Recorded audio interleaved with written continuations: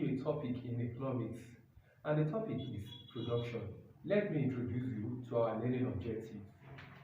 By the end of the class, students should be able to define production, state production function. We'll be considering Cobb Douglas Production Function.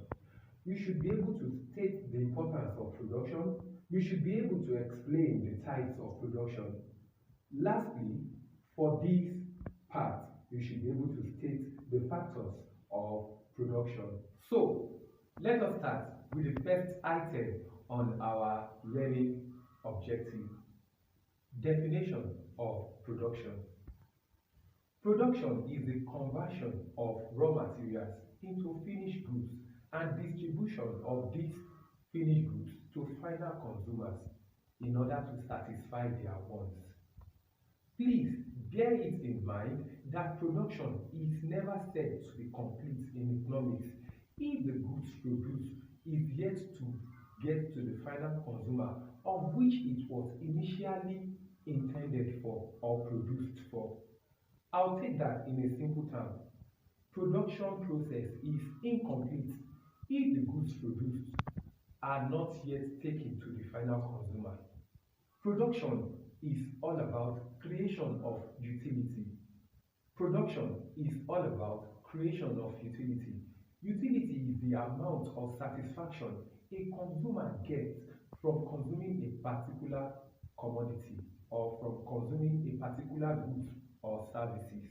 What are those things that you can possibly look at when you are talking about production?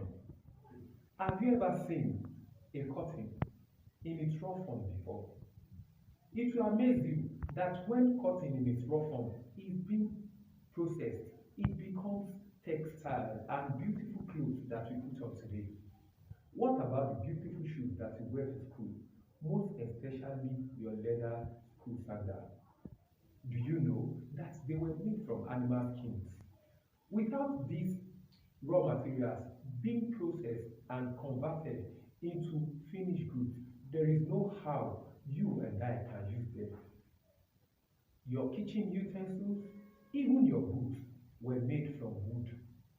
So, production is basically the conversion of raw materials into finished products, and whatsoever is being produced must get to you, to who you are producing it for, and it must satisfy their wants. Let us move to the next item on our learning objective, production function. In the field of applied research, economists so much embrace Cobb Douglas Production Function, and the reason is because it puts into consideration two key input factors that are very important in production process. And the two input factors are labor and capital.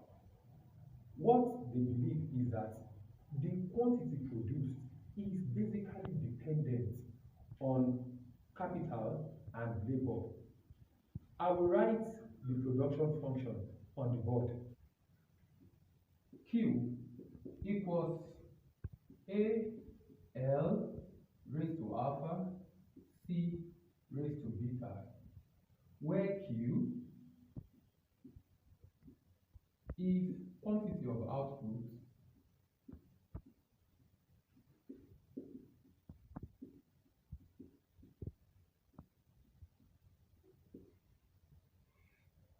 L is labor, C is capital. Now, our A,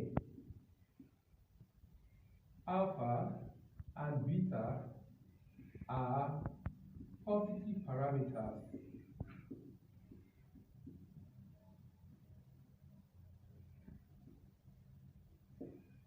Now, take note of this.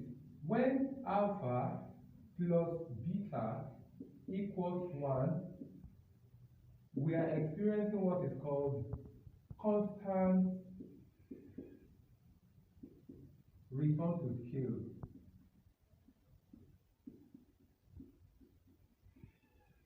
When alpha plus beta is greater than 1, we have increasing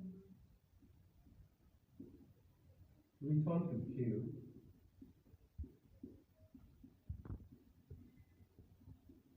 Finally, when alpha plus beta is less than 1, we have decreasing return to scale.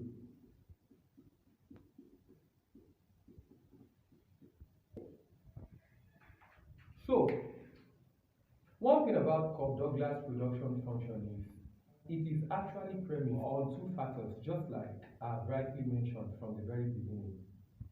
It is subject to so many criticisms, but we are not looking at those criticisms for now. Let us move to the next item on our learning objective.